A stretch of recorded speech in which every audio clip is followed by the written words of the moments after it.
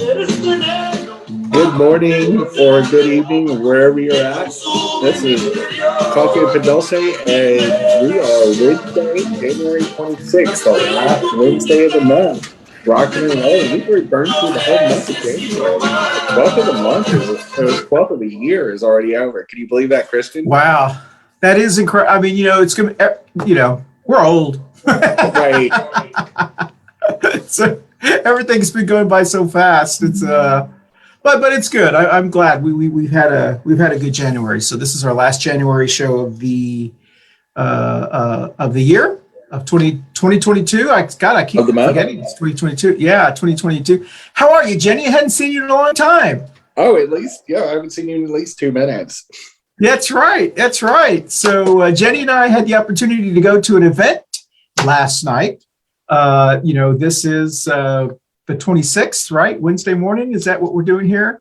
Right. Yeah, we had a great event last night at the what was the group? It was the LGBT Chamber of the Carolinas had their first mixer or a social event of the year. Of course, it was a masked up in-person event, and they always do a good job of hosting.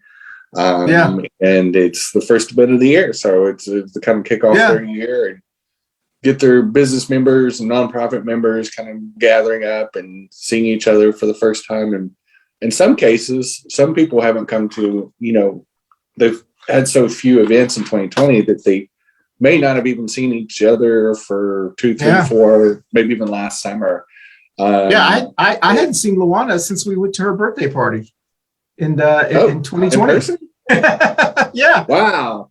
Is that great? Is that crazy? That's been 2 years ago. Yeah, 2 years. It'll be 2 years this month. Yeah, that's right. Yeah, that was the last big event we went to before all the shutdown. Well, listen, let's get I don't know if you've said this already, but welcome to Coffee Pan Dulce. I'm Christian Cano, one of your co-hosts, along with Jenny Gunn, Mom Ruth, and Barb Bacon. Barb Bacon and Mom Ruth are not with us tonight, but we do have someone who is returning back.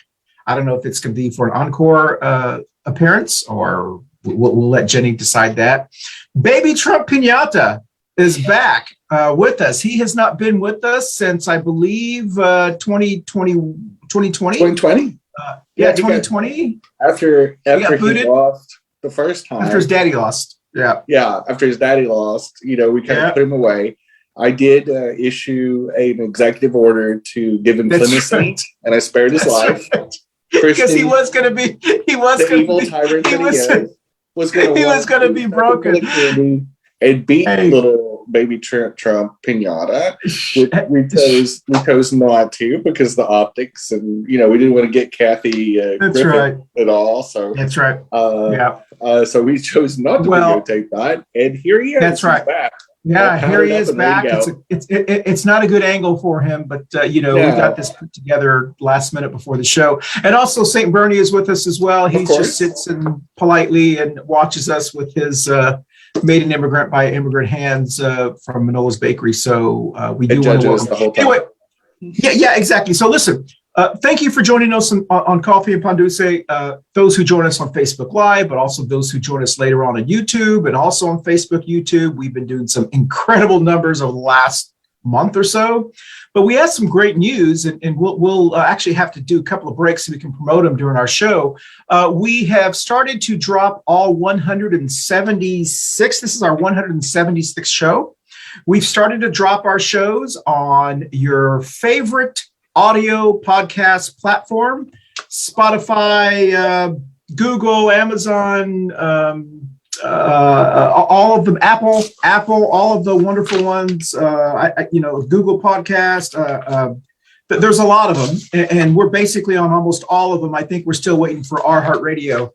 But you can listen to our shows, and we have dropped some of them already, but we have so many shows. So we'll be dropping 10 a week every Wednesday at noon until we catch up with dropping all of our shows. And that's for this one and our second show, Two Queers in a Truck, will also be dropping, but they are now on audio podcasting. So you can not only watch us visually, if you like, or audioly, whichever you prefer. But this show's been doing great numbers. we've had 24,000 as of today, 24,000 over the last 28 days, which is really, really good numbers.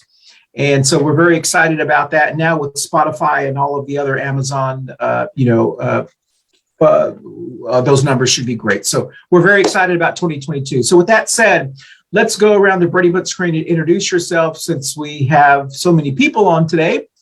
Tony Foreman was going to be joining us, but he was not able to make it. Melba Evans sends her regrets. She is under the weeds trying to catch up since coming back from Canada, I believe, and getting the National Organization of Women or the stuff going on. And we also invited a neighbor of ours, Rodney Moore, who was a former elected public official here in North Carolina. And he was going to be on, but something came up, but he will be on one of our other shows. So Jenny, you and I are going to carry this show. So you want to go ahead and introduce yourself so that way we can get this show started, and then we'll talk about current events. How's that? I'll just jump right into it.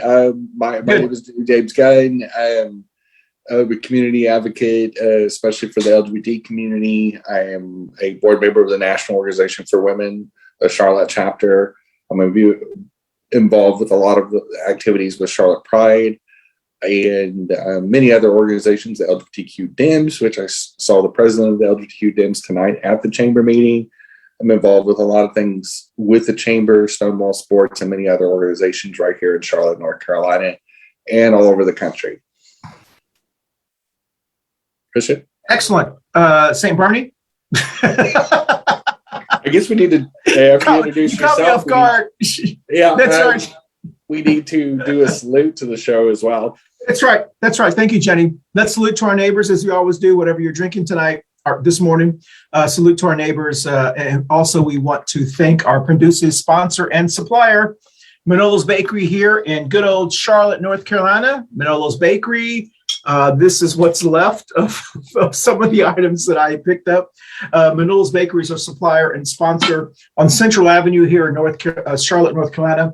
Please visit your Black and brown businesses all during this global pandemic. And this is a perfect time to order your King's Cake for Mardi Gras through Manolo's Bakery. They have great King's Cake, anything you want there. Tamales, dulce leche, a wonderful place. But once again, we always want to thank Manolo's Bakery and everything that he does for our community as well. So with that said, today's topic is, and I'm going to do this so we can clip this later and do it. And then Jenny, you got to throw your Sunday thing. You ready?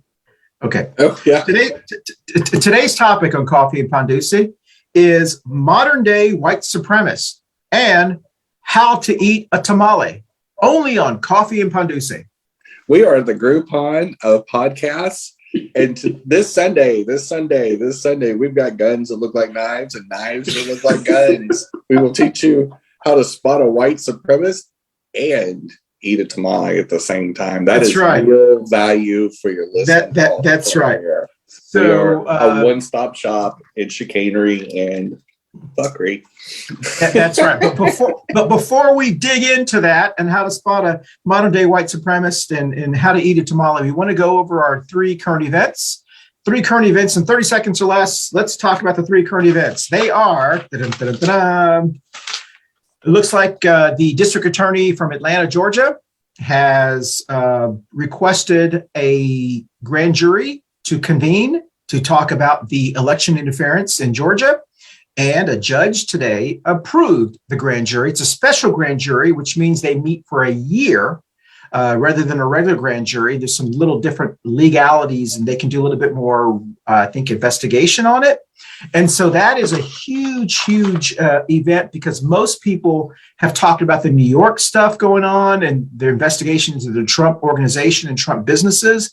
This is actually what I think most people believe is the biggest threat to Donald Trump, because we heard the phone call. So anyways, that's one thing. Don Jr. apparently wants to be a new TikTok teen and has been dropping videos on Facebook, and then they get shared around the world. Well, the one he dropped this last weekend, you have to watch it. He looks like he is drunk and high, or I don't know what's going on, but it almost looks like he's making fun of his dad, the way he talks, because his mouth is all like, going like this. And it's almost embarrassing to watch. I don't know if you've seen it, Jenny, but so Don Jr., I don't know. You got to watch it. He's just you shouldn't do those kind of things when you've been drinking. So, anywho, the next thing is, there was a report, and you mentioned this, I think, a month ago, Jenny. You're always ahead of the curve. You're so ahead of the curve. It was actually released today that the number one killer of police officers and public peace officers and police officers in this last year has been COVID-19. They've killed more police officers than any other thing. I guess it's the number one killer. And so there's a very, very serious situation with the police officers, and they're trying to address that around the country by making sure they have PPE and so forth. And so anyway, those are three things. And Jen, I know you are excited to talk about these, so why don't you go ahead and start in 30 seconds or less. Let's tell us what. The options of people to talk about it's just you and I, so that's going to be pretty quick. That's right. So Don Jr. has done a lot of videos where his sobriety and or his intoxicant level has been questioned before, including at the Republican National Convention in 2020. Clearly, he's maybe kind of fond of the nose candy. Anyway, the next one, the grand jury, they've been working on that in Georgia for quite a while. And like I said about a year ago, with all these investigations, is they do take time. And especially when you're going after somebody that's a former president or they're currently in Congress or whatever, it's not a just shoplifting type charge. It's so like, we're going after Trump for, lifting a Snickers bar at the Walmart. These are very complicated and very controversial things that we all know he's guilty. We've heard the video, but, rule of law and just the power that somebody like the former president still wields in many different facets, they got to do it right. They got to check all the balances, do all the check boxes and do everything you're supposed to. So I'm not shocked. We all knew it was coming. If you didn't, then you're an idiot. The third one, which is, they made the announcement towards, I think, the end of 2021, maybe the first 2022. It made some news, but now why it's getting a news cycle again is that Fox and many of the other conspiracy channels that are currently getting dumped by a lot of the cable providers are going, oh my gosh, look how many police officers died and how dangerous police work is. No, it's dangerous because they're refusing to wear masks most of the time, and they're willing to go unarmed, essentially, by not getting vaccinated. And it's this macho, really, really stupid, hyper stupid mentality that somehow having a gun is going to protect you from COVID. I don't know what the mentality is, but clearly, they're not too bright, and you're coming in contact with all kinds of people all the time as a police officer, as somebody that works in that, no matter whether you work a desk or a detective or whatever, but it's a people business. It's a line of work where your thing is to keep the peace. Well, to keep the peace, you better interact with human beings. And some of them have got COVID, so, this is a very self-solving problem if they would just be responsible. But does this really just say how sad of a state of the condition of law enforcement as a profession? It says a lot, because you don't see tons of FBI officers dying. You don't hear of that. High-level law enforcement, elite people aren't dying in this. It's run-of-the-mill regular police officers that somehow have gotten swept up in these conspiracy theories, and it's kind of sad. But it does show the current mindset of the profession, to be honest. You're on mute. You're still on mute. Sorry about that. I got to remember now that we got to make sure our audio is right so we can drop this on our right. audio podcast as well. I agree with you. The Trump Pinata thing, I think that was, most people are saying that is actually the bigger threat than the New York investigation, because it's they're also looking into Lindsey Graham. as well. Lindsey Graham's call. So it'd be very, very interesting to see what's going on there. The Don Jr. thing, I don't really follow him because he's kind of a buffoon. He's like our Tariq here in Charlotte, North Carolina. They both have the crazy beard. And it's just, but I had forced myself to watch that video, and it's very embarrassing to watch. He is so I don't know. It's just embarrassing. You want to say, bro. No, I do have to ask Christian though. Okay. When is Don Jr. ever had it together? Because I used to, in full disclosure, I used to watch the Apprentice show. I used to think it was pretty cute. What was he on it? Yeah, when he shaved. Both of his sons and his daughter were on it. Yeah. No, the older three kids, Trump kids. Yeah. And Ivanka was always pretty good. She was the best of the three. Like, you could tell who had it together. But Don Jr. especially always was a dinkus on that show too, and that was scripted. Oh, was he? And so when he's flying off the handle, ad-libbing and trying to be a TikTok king when he's a 40-year-old creepy coked up dude. Yes, bad things are going to happen, and he, you know, if his dad, that has a moderate amount of talent as a good flim flam artist and con artist, can speak a pretty good game when he gets on a rock. But you know, Junior, on the other hand, the gene pool, talent pool in that deal is definitely, he's on the shallow end of that whole group, and definitely Ivanka's on the deeper end of that. And so I'm not shocked. He's posted a bunch of videos that you're like, it was just real. You know, it's one of those things where it's just really embarrassing. You can't even comment because it's like, I'm just so embarrassed for you. Bye, Felicia. I think it's funny. So it is funny, but it's also embarrassing. I mean, it's like, so with the COVID police thing, I agree with you. I mean, you mentioned this a while back, and I thought it was some really interesting statistics. And I think it just from different angles, from those who are concerned about the police, you should be alarmed that this is the number one killer of police officers is COVID. So we should be the same rhetoric you talk about, how the police officers are a dangerous job and we need to war on, you know, crime and get the guns off our streets and all this kind of rhetoric that people do when they're trying to talk, you know, the thin blue line baloney. You know, you should be just as upset because when someone's dead, they're dead, whether it's however reason it is. And so that's just crazy. But I do agree with you. I don't want to say thoughts and prayers, but almost all of the police unions were so against wearing masks, getting vaccinated. I know here in Charlotte, North Carolina, the union wrote a letter about how it's invading their personal freedoms. And so you can't not wear a mask and not get vaccinated and then bitch about how people are dying in your industry because they're getting COVID. So I am sorry, because I have family members that are in the law enforcement and they have shots. But at the same time, as a human being, you can't also just. We can't have it both ways. So what they're wanting to have is their cake and eat it too. So they're wanting to have their personal. They want us to feel sorry for them. Plus, and still, we'll feel sorry for us. Well, it would be the same as if you just took your gun out and just shot yourself. You're essentially committing suicide by stupidity. And there's no other way of saying this. I'm tired of dancing around this. But if you die of COVID and you are not vaccinated, you get what you get. You don't throw a fit. And I'm tired of hearing people going, oh, well, this poor person and this poor person, they died of COVID. Were they vaccinated? No. Yeah.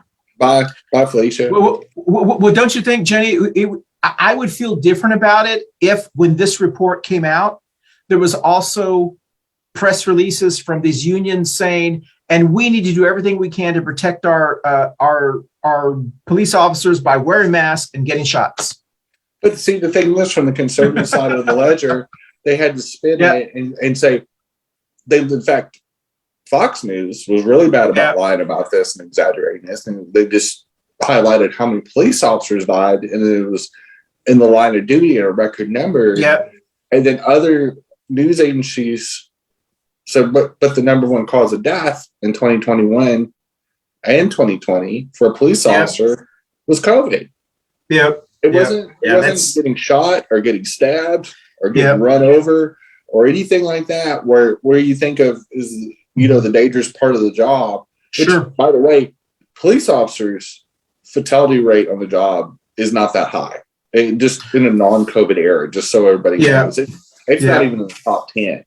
And so there's kind of an illusion that police officers have a really dangerous job. And I'm sure it's more dangerous than, say, I don't know, a baker, like some baker. Sure. But the reality is it's not that dangerous a job unless you're until you start talking about self-inflicted wounds. And COVID, in an age where we've had a viable vaccine on the market for free for 13 months, and your profession is still dying of it in mass quantities, and they all happen to be unvaccinated. Do we really want them to have a gun? Well, I think we need to get to our next topic, but our show topic. But I think you and I are on the same page. You and I talk about things like this all the time.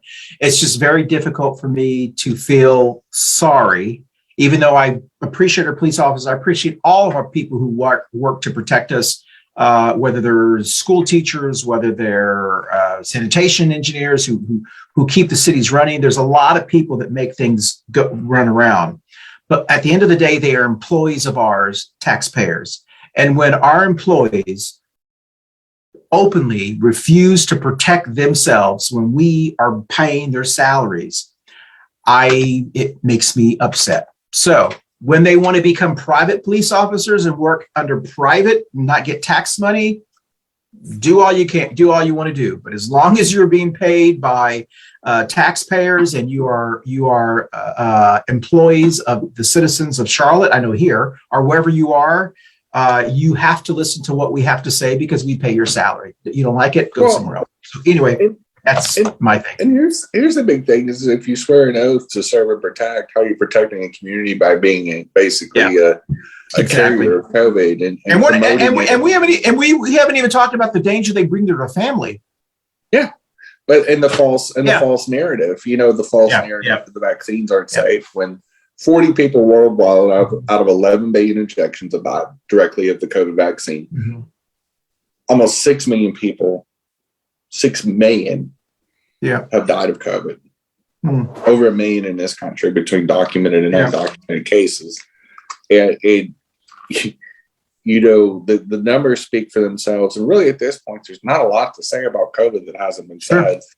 But the dysfunction, and this is why so many of these conspiracy networks are now getting dropped from cable deals, which we'll talk about in Two Queers and a Trap. It's going to be one of the topics. Is that cable instead of viewers cutting the cable. Now, cable companies are cutting. Yeah, exactly. Yeah. So, hey, listen. So what we're going to do is we're going to take just a 15-second pause so we can splice in a commercial for Two Queers in a Truck.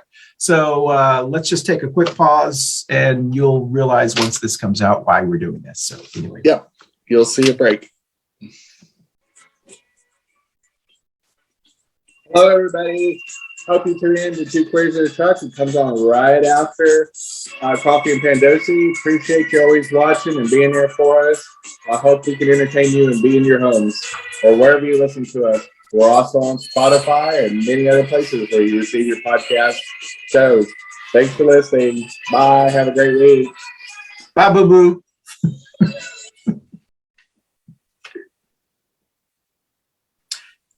All right. Well, thank you very much. Welcome back. And listen, we want to go ahead and go directly into our topic today.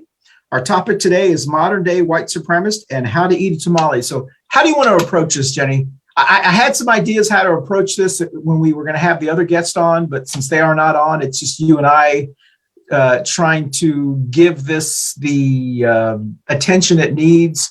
So the first topic is how do we identify modern day white supremacists? We'll I think maybe if you want to talk like that, and then we'll go into directly. So, one of the reasons we wanted to talk about this is because there's so much since the last 4 or 5 years that the picture of a white supremacist that we used to think like a person in the hood, someone with a Confederate flag and all that kind of stuff. that's not necessarily the white supremacist, modern day white supremacist today. These are people that when you look at them and you would not think, you would not think they don't have that look. And we can go into that. So tell me what you think about modern day white supremacists. Who are they? And what do you think they look like? Or I think they look exactly the same as they always did. They may vote for a different party or do a different job or whatever. But, my easiest way is just who won the presidential election in 2020. And if they say Trump, well, then I know they're a white supremacist. But quite frankly, they're still carrying the Confederate flag. They're still carrying the Nazi flag. They still are these forehead sloped knuckle draggers, mouth breathers that believe in a doctrine of white supremacy. Now they're just on the TikTok, and I think they're more obvious about it. I think they probably wear some Trump gear. They probably, spout off some vaccine narratives. But, a white supremacist, clearly they may go to a school board meeting and threaten to come back and shoot everybody on Monday. But the kind of people that try to create a narrative that white supremacy doesn't exist, white privilege doesn't exist. We've even had guests on our show a few years ago when we were doing in-person shows. We had multiple Republican candidates for office that actually said that white privilege doesn't exist. And, that's how you spot a white supremacy. If you come up with a subject, say that we'll take it completely from politics. We won't talk about Trump or the Hitler Youth or anything like that. But we can just go right into, if you're talking to a white person like myself, that's palm colored, and you start the conversation with, do you feel you have white privilege? Do you and when people start spouting off, well, there's reverse discrimination and reverse racism and all these theories, and I'm like, well, there's no such thing as reverse racism. There's just racism. Yeah, that's it. Yeah. There's no reverse racism. It's not the Matrix or anything like that. But the moment somebody says, well, I don't have, I'm not wealthy, so I don't have white privilege, I'm like, it's not about wealth. It's about, to me, white privilege and white supremacy always has to be in the conversation, because when white people deny their decided advantage that's been institutionalized for 400 years, that we don't have a further down the track starting place than up here. So if I grew up in an upper middle class family. We weren't super rich, but we definitely were not poor. We lived in nice homes, had nice amenities. I drove a nice car in high school. My childhood was never rough because of financial issues. My parents had them.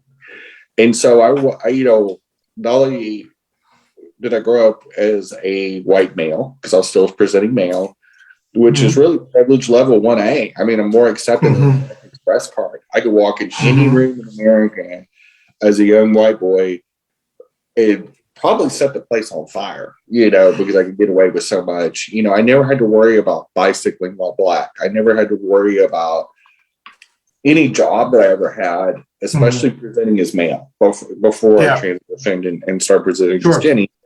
I never had a job in my 20-year career at that point where I didn't get promoted in the first 6 months. And got promoted over other white men, women, people of color, different faiths. But I never had a barrier because of my skin. My ethnicity never was an issue for me because I have white privilege. I never, and not to acknowledge that, to not say that, is just a slap in the face for anybody that's ever gone. Because I've been in social situations where Chris and I have gone to in-person events, and they'll always ask, and this always gets under my skin. I can't imagine what it does to Christian, but where are you from? And they're looking at him. Yeah. Now, his family's been in this country since the 1790s or 1760s or something crap like that. My family, I'm a second generation American. Yeah. But because I'm white, I'm never going to get asked that. I speak with an American type accent. I'm not, there's nothing that in their minds, they see me as an American, what Americans should look like. And that's exactly what goes back to what Mitch McConnell said the other day. Yeah. You got Americans that vote. They vote just like, Americans when they were talking about the black voters. And you know, when he said that's not really what he meant and whatever. You don't know how many times I've actually heard that in Charlotte. Mm-hmm. And so for an old white guy to say that's not really what he meant, that's something that came out so naturally to him. And now, is it quite possible that he really did misspoke? It's possible, but you have to. What is it? Christian, he misspoke because he normally says that at the Klan meetings on Saturday night. Exactly. The only thing that he really misspoke about, he just can't say that. Sure. But when he goes back to Kentucky, River Tucky, and he's going to one of those Saturday night meetings down by the river. Yeah, that's how they speak. That's how white people speak, especially racists. And he just told what his truth is. He does not. And people like him because I have people like him in my family. Sure. Yeah. They talk that exact same way when they're just amongst white people. And they're going, there's those other people and us real Americans. And that is how white supremacists think. There's a bunch of organizations that have been looking into this over the last couple of years, especially since Trump was elected, because the rise of the alt-right and white supremacy and how they're almost mainstream now. We have a lot of Congress people who are really just white supremacists, but my congressperson from North Carolina, Dan Bishop, is a white supremacist.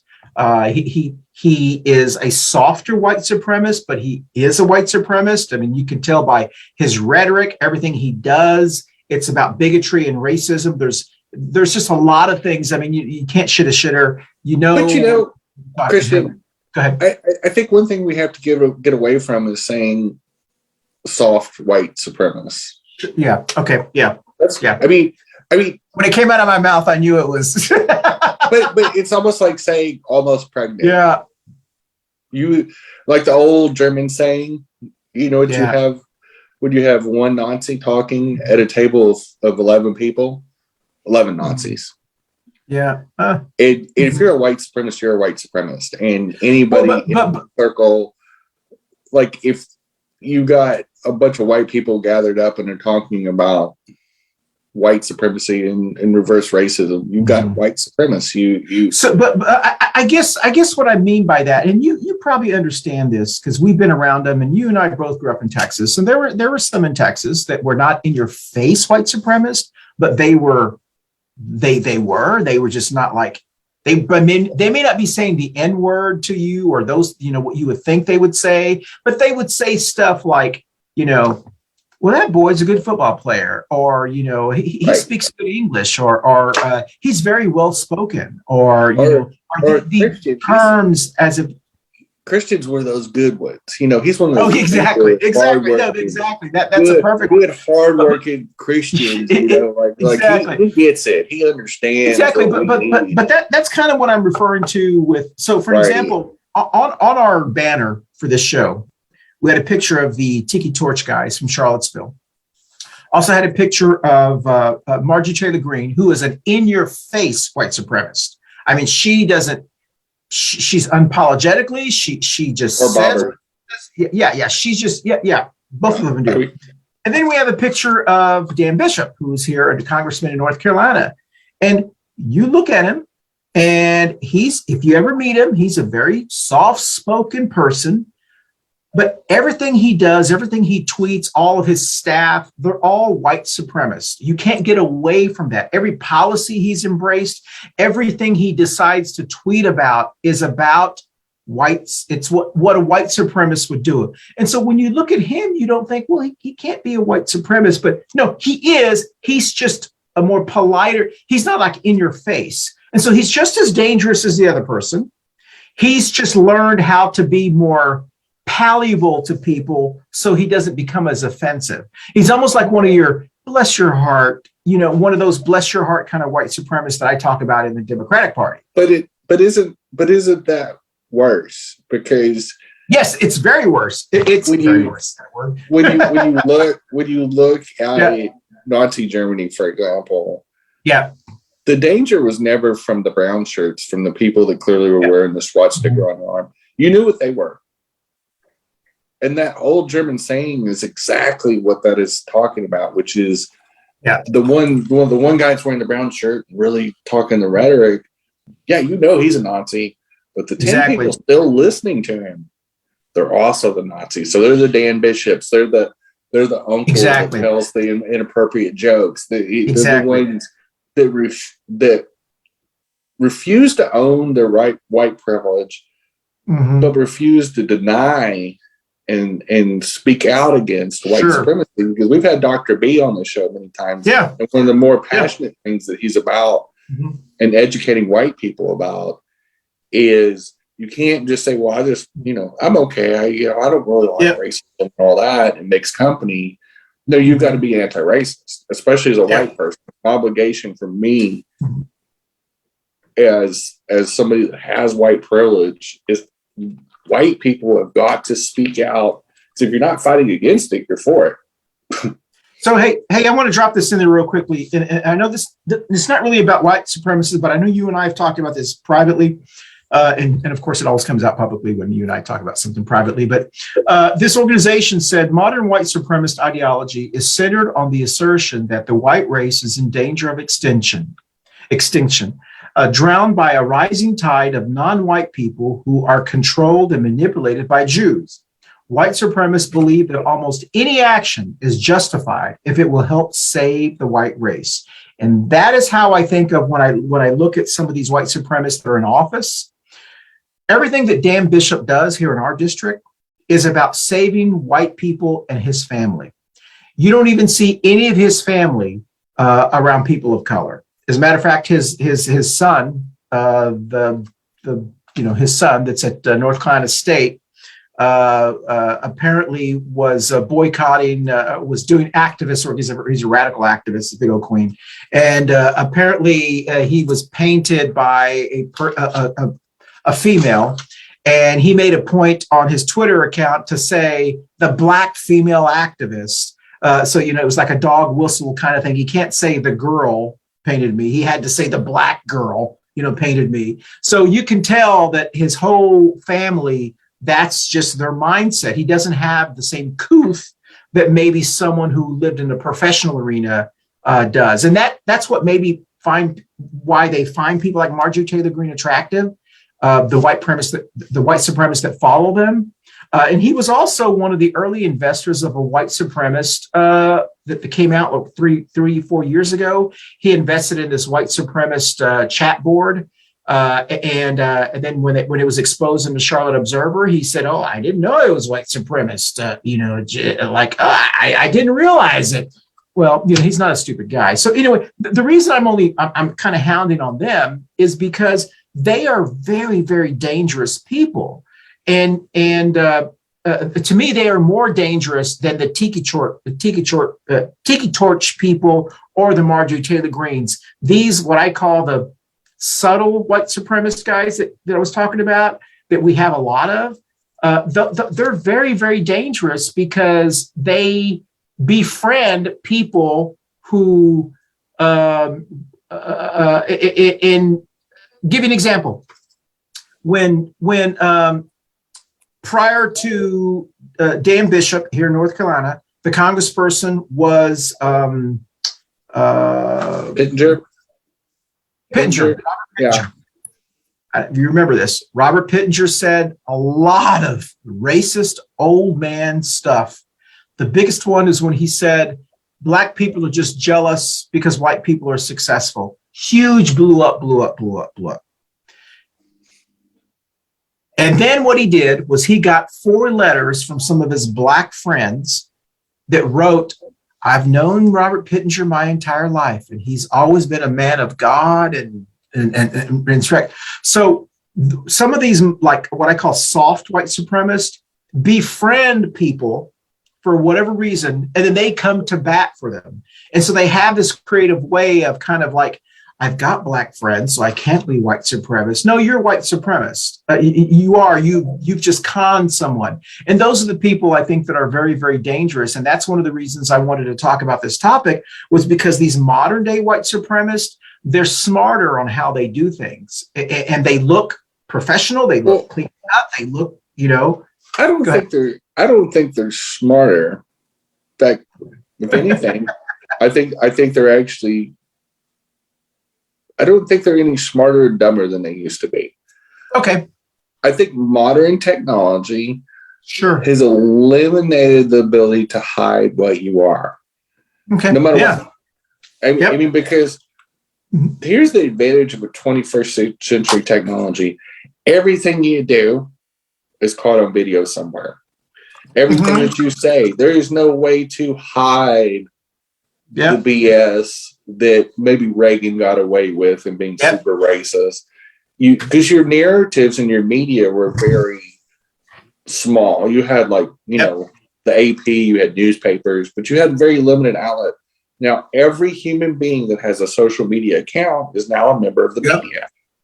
Yeah. And so these billions of people all around the planet that have access to the Twitter and the TikTok and the Google machine and YouTube on both sides of the ledger, the ones that are the extreme right Nazis, all the way out to the flaming liberal, tree hugger, all have these platforms. They have access to the platform.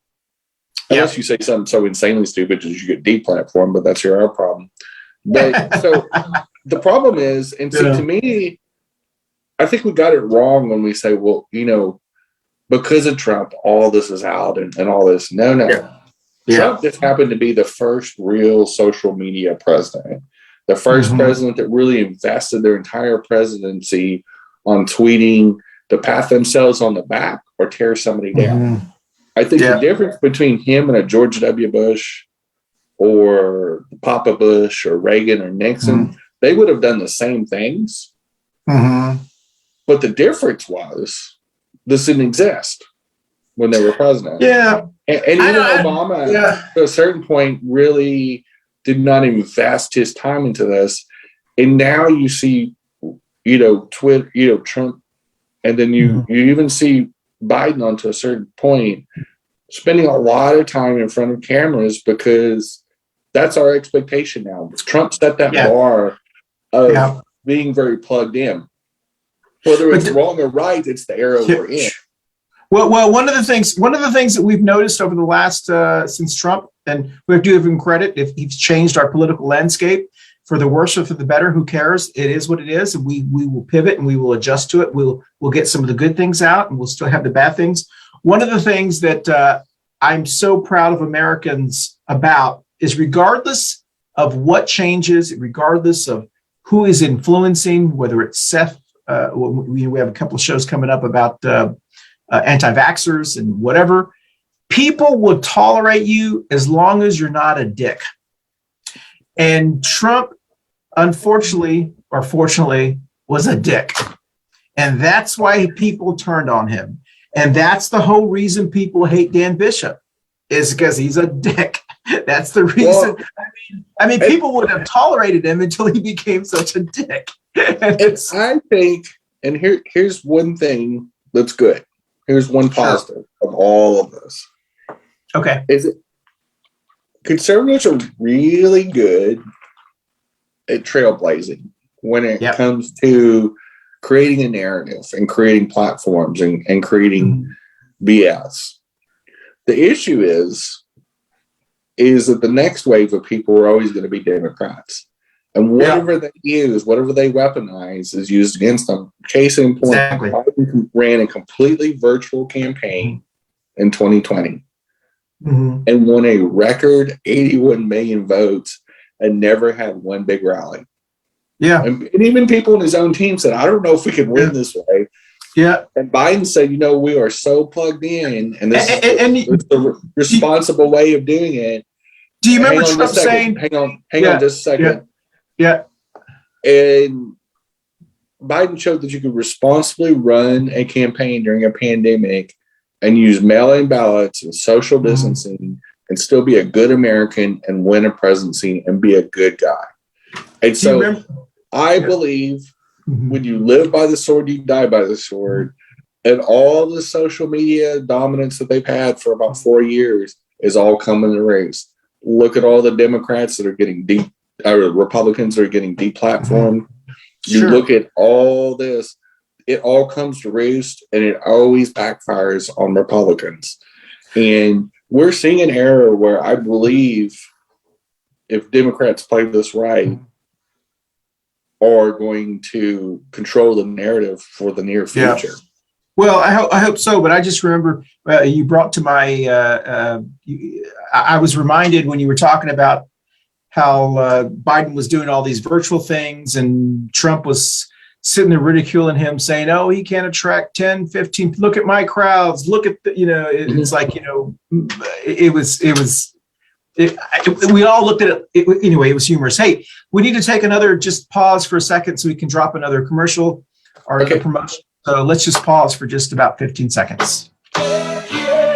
Hey, I'm Christian Cano. I wanted to thank you so much for watching our Coffee Pan Dulce shows. I also want to thank you so much for watching us on our video podcast, which is on Facebook and YouTube, but also for listening to us on our audio podcast shows on your favorite audio podcast platform like Apple, Spotify, Google, Amazon, Deezer, Podcast Addict, Podcast Chaser, and many more.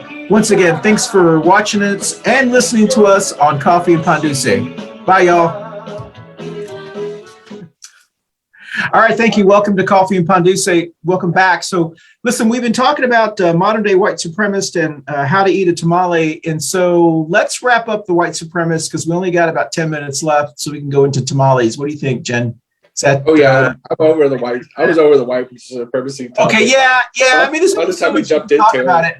I thought there was a lot we could talk about, but at the end of the day, there's, I think people are kind of sick and tired of hearing. Yeah, that's a lot more fun. So, all right. So, here's my joke for the day. What do white supremacists and tamales have in common?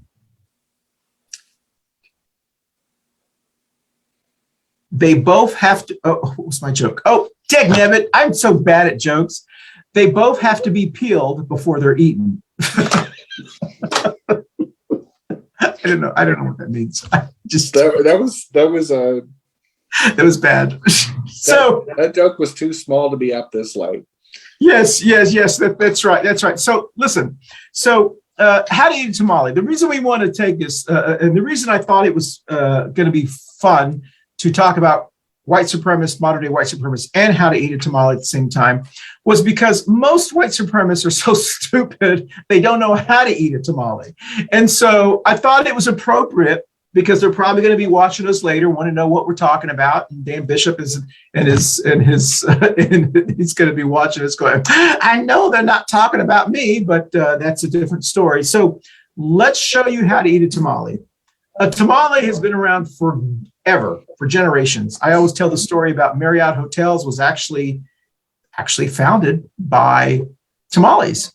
The Marriott family actually sold tamales from a station wagon and outside of the Washington Airport, which is in DC, and they used to sell tamales to pilots, and that's how they started selling. And then they actually bought a small hotel because of the diner, so that way people could eat tamales inside. And then it happened to have rooms, and they went from tamales to rooms, and then it just skyrocketed. They bought another hotel, and then they became a hotel company or hotel family. But they were really foodies. They were really about eating tamales, and that's how it started. So tamales have been in our culture for a long time, and if you look at old westerns, tamales are wonderful. So Jenny and I, this past Christmas, for the first time ever, at least for me, and I think it was for you, Jenny, we actually made tamales, holiday tamales, together. She made vegan ones, and I made some other ones as well. And it was our first time. And Jenny, you said it was like what'd you say? It was like the I Love Lucy episode, or it was yeah. I mean, if you're old enough to remember, if you ever watched the I Love Lucy show, when they're working at the candy factory, and there's just and the candy's going across. They're eating some candy, and candy's going everywhere. Yeah. That was a hot mess, but we were also drinking at the time too. It would have been a great Two Queers episode. That was. We should have done a live Two Queers show. Just we may have to do a spring version of this, maybe for some Easter tamales or something. That would be funny. Yeah, that'd be funny. I'd like to make some breakfast tamales. Yeah, it was pretty funny. We absolutely. We are not opening a tamale restaurant anytime soon. No. Well, never say never. All right, so here's the deal. So once you've made the tamale, it takes a lot of time and effort to make tamales because they can only be made by hand unless you have a big factory, which I don't know how they do that. But so it takes a lot of effort, to do the. Oh, anyway, I don't want to give the secrets away because it's our secret how to make tamales. So once you've made the tamales and once you've cooked them, you have to steam them for about 90 minutes, and then. Some people take them home and freeze them, and then after you still have to steam them or microwave them, however you do it. And then you got to eat them. So if you do not know how to eat a tamale, Jenny will let you start. What is the first thing you do when you eat a tamale besides warming it up? Well, I mean, after you've gotten it warm, yes, of course it's covered in this corn husk. Yes. Show your tamale, Jen. That's what a tamale. I've got a tamale for people listening on the audio version of this. Obviously, you can't see what we're showing on camera. Yeah, that's right. Yeah, if you're listening on audio podcast, you can't see it, but it's a tamale. All right. Yeah. Now, how I would do it is I would pick it up like this. I've got a tamale in my two hands. I'd unwrap it. I'd slowly unfold it, kind of like a Christmas present. Excellent. And then voila. And then basically I would use my hands to shove it into my mouth and eat it. I don't really. I don't really after my own heart. A methodical reason. Maybe I would have some hot sauce to dip it into. Yeah, that's a good. That's a good deal. Yeah, I'm not 100% sure why Christian handed me these. For people that again are listening to the audio version of it, he's handed me a pair of I'll show you and red tongs. Yes. And a fork, which is exceptionally either really, really white or he's been starting but it's real bougie, isn't it? I think Christian being a South Charlotte white woman, they're about to show us how not to eat a tamale. All right, to eat a tamale.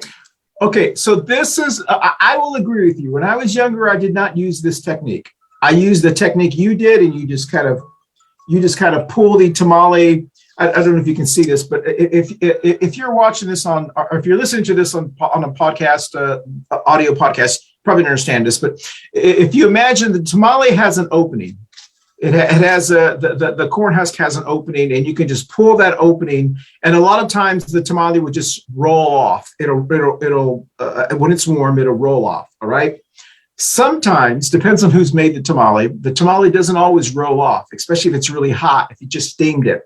So what I have found as a white woman in South Charlotte is the best way to deal with that is to grab the opening with this. What would you call this? A tong? Yeah, a tong. Grab it and just pull it like this. And you don't get your fingers burned, and it rolls out perfectly.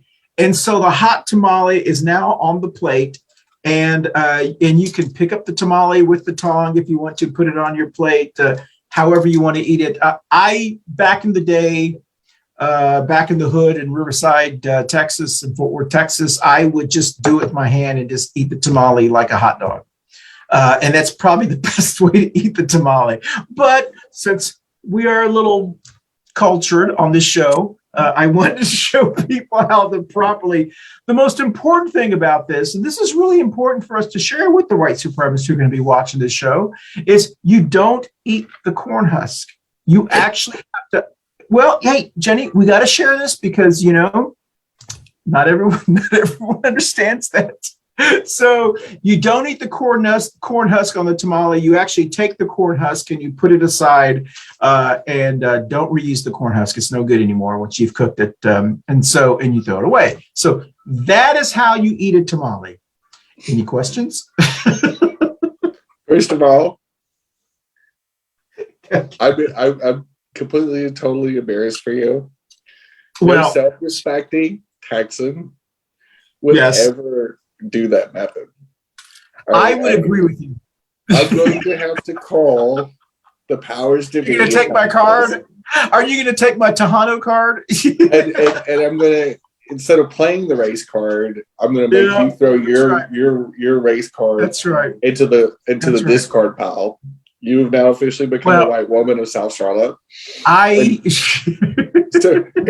What's funny is that you didn't want to burn your dainty little fingers. I love that for you. That's right. That's right. So listen, that is how you eat a tamale. Very simple. If you have any questions, just record this section, play it back, show your family, friends, and neighbors. And then hopefully Jenny and I will do a live broadcast on our second show, which will be following this one here soon. So I think we have run out of time. Anything else you want to talk about? All right. Okay. I think we're good. I think we're pretty close to being done because I'm going to have to take a laughter break. Because that's right. It's so go ahead, Jed. I wish we had had a video of the look on my face when so we scrambled real quick to get these tamales out of the freezer and heat them up right before the show because we're super organized that way.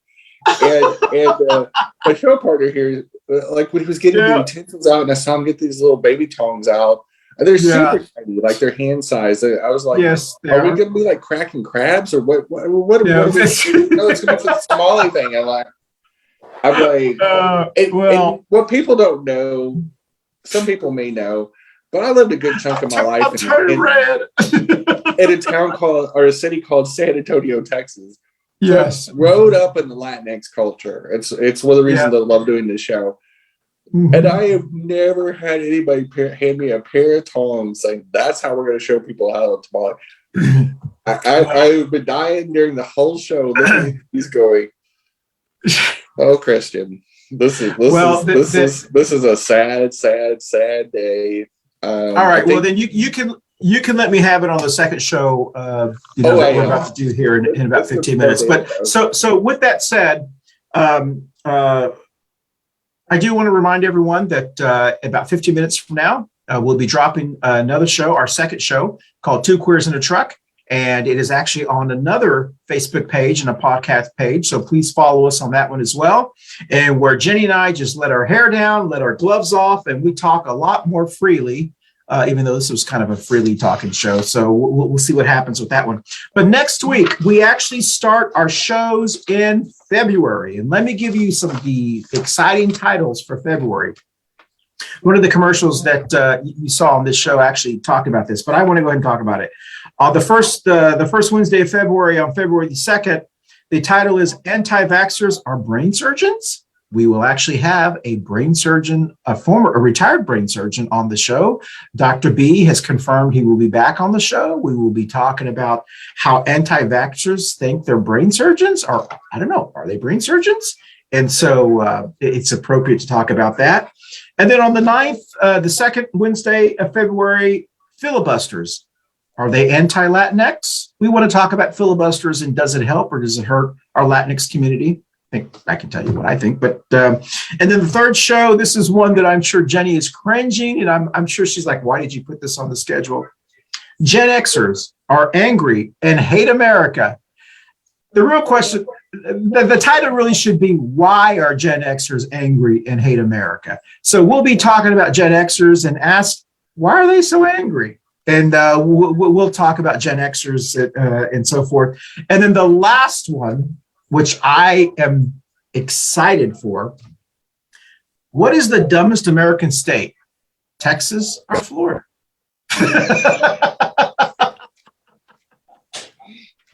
So hopefully we'll have a lively debate with some people from both of those states, and we'll give a prize to what is the dumbest American state, Texas or Florida. I don't know. They're both pretty close. What do you think, Jay?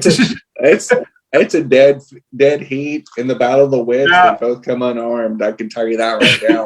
It's if you just look at COVID numbers, and it is funny. I'm going to say a little aside right here. So the last place I lived before I moved here to Charlotte is a place in the northwestern quadrant of Texas called Amarillo. Some people call it the Panhandle of Texas. It's basically an overglorified truck stop. Extraordinarily conservative, but I follow the city of Amarillo's hospitalization numbers. So they have a public site sponsored by the city of Amarillo, and they post weekly numbers about COVID. But it's the remarks section that I like looking on in that Facebook post, because back before the vaccine, when it was first getting posted, you saw really a lot of arrogant conservatives posting on there and putting laugh emojis. But slowly but surely, especially in late 2021 and late 2022, they're realizing more and more how stupid they sound. And I'm seeing an evolution because they're seeing their hospitalization numbers still staying really, really high amongst the unvaccinated, like well up 90, 95, almost 100%. Almost everybody they're posting that died was unvaccinated. And I think it's been interesting to see this small city of 200,000 people, at least on this public post. Not only is there less remarks on there, but almost all of them are people that are pro-vaccination, and very progressive people have become the dominant voice on there. Because one or two reasons: either the anti-vaxxers that were posting on there regularly died, or they're in the hospital. I didn't mean to laugh, but no, it's funny. It's because it made me giggle when I first thought about it, and or they're realizing they really are. They're basically the embarrassing Klan members. They got outed as Klan members in the 1950s. There are idiots of our century. Well, I don't know what to say on that one. I'm just going to try to end on a positive note. We'll probably just wrap it up. We'll wrap it up. So listen, I want to thank everyone for joining us on Facebook Live, but also those who join us on YouTube and Facebook later. Also want to join all the new people, all of our new listeners who are joining us on the audio podcast. This is a video podcast. On an audio podcast from Spotify to Google to Amazon to all of the wonderful outlets that you can, Apple, if you want to watch us or listen to us, I'm sorry. And so we want to thank you so much. We hope you share us. We hope you enjoy what we're doing here. And please stay tuned for the next show that's after this one. But before we do that, tell me where you're going to be, Jen, in 30 seconds or less. Well, I'm going to be on the show here, the 2% truck, in about 15 minutes. All right. Excellent. Other than that, I have a couple Pride season as far as planning Charlotte Pride has begun, and we'll start going to meetings in February and January, including our annual, we have a film festival called Real Out, and we are beginning that process next week, actually. Excellent. Wonderful. All right. Well, I will be here in town. I think, we've been looking at new campers for 2022 and they're all too expensive. So we'll probably be sticking with our old camper and get ready for camping season. As I will be here in Charlotte. And of course it's the conference championships in football, which Jenny is not interested in, but I am. So that'd be very, very exciting. But I do want to say how excited I was that Karen Rogers lost her game. And the hashtag that has been trending for almost 4 days straight, or 3 days straight, is hashtag buy Aaron. Goodbye, Aaron. And it is just amazing how many people actually hate Aaron Rodgers. And I'm not happy about that. But as Jenny says, when you live by the sword, you die by the sword. And someone who came across as being so arrogant, I think is just outrageous. So anyway, we're going to end with music. I think Jenny was giving me a cue there. So let us see if I can get this going. Bye, y'all. We'll see you next week in Coffee Pan Dulce. Hey, everyone. Thank you for watching us at Coffee Pan Dulce. And don't forget, our February shows are out. February, we've got 4 great shows. The first show is Anti-Vaxxers Are Brain Surgeons? Great show we'll be talking about. I think Dr. B will be back with us on that show. The second show in February, filibusters. Are they anti-Latinx? We'll be talking with our neighbors about that. The third show is, I think Jenny and I will love this show. Gen Xers are angry and hate America. Why are they? We'll be talking about that topic. And then the last show of February will be, what is the dumbest American state? Texas or Florida? I don't know, Jen, you got an early prediction? I'm going to say it's a battle of the wits. Half on each side. All right. Well, those are our show in February. So don't forget to join us in February.